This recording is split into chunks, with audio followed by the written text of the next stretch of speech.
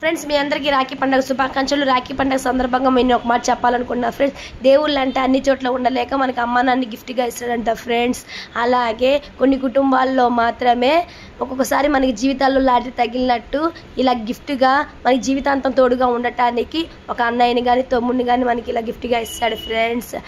చూడండి, రాఖీ పండుగ అయితే మా లిటిల్ రాకెట్ ఇలా సెలబ్రేషన్ చేసుకున్నారు. మీరు కూడా చాలా సంతోషంగా సెలబ్రేషన్ చేసుకున్నారని ఆశిస్తూ మీరు ఎలా సెలబ్రేషన్ చేసుకున్నారో కామెంట్లో పెట్టండి ఫ్రెండ్స్. మా పిల్లలైతే సంవత్సరం అంతా బాగా కొట్టుకున్న ఈ పండగకి మాత్రం సంతోషంగా ఈ బాంబులు అయితే ఎలా బ్లాస్ట్ అవుతున్నాయో అలా సెలబ్రేషన్ చేసుకుంటాడు.